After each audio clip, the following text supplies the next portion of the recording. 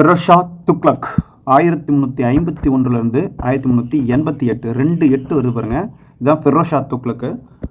இந்த முகமது பின் துக்ளக் முரண்பாடு மூட்டை இருக்கார்ல, அவருக்கு அடுத்ததாக தான் இந்த ஃபிரோஷா துக்ளக் வராரு.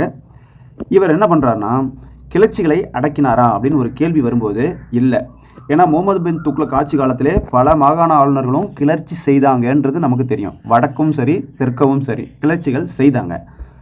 நல்ல சுதந்திர அரசுகளாக பிரிஞ்சு போயிட்டாங்கன்னு நமக்கு தெரியும். அதே போல தான் இங்கே ஃபிரோஷா துக்ளக் ஆட்சி காலத்தில் இவரும் இந்த பிரச்சனையை சந்திக்க நேரிட்டது. இந்த கிளர்ச்சிகளை அடக்க இயலவில்லை, தெரிஞ்சுக்கிட்டாரு. அதே போல் பிரிந்து சென்ற மாகாணங்களை மீட்கவும்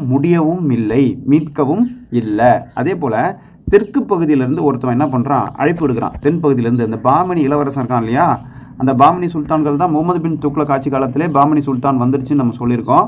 இந்த பாமனி இளவரசன் என்ன பண்ணுறான், ஃபிரோஷா துக்ளக்கை கூப்பிடுறான். தென்பகுதி மாகாணங்களை மீண்டும் கைப்பற்றுவதில் அவர் ஆர்வம் காட்டினாரா அப்படின்னு கேட்டால் ஆர்வம் காட்டவில்லை. இதுதான் இந்த இடத்துல முக்கியமானது. அதே போல் தக்கான பிரச்சனைகள் நமக்கு எதுக்கு அப்படின்னு சொல்லிட்டு அதில் தலையிடாமலேயே இருந்தார் ஃபிரோஷா துக்ளக்கு.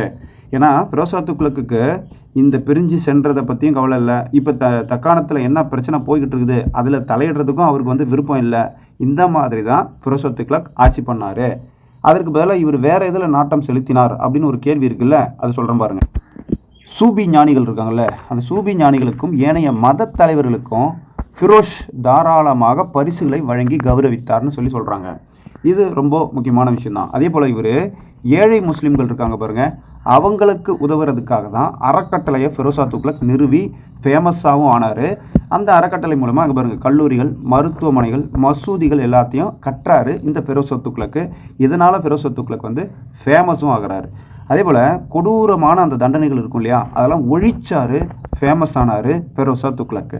இந்த இஸ்லாமிய சட்டங்களால் அங்கீகரிக்கப்படாத வரிகள் இருந்தால் அந்த வரிகளையும் ரத்து செய்தார். அந்த வரிகளையும் ஒழிச்சார், ஃபிரோஷா துக்ளக்கு ஃபேமஸ் ஆனார்.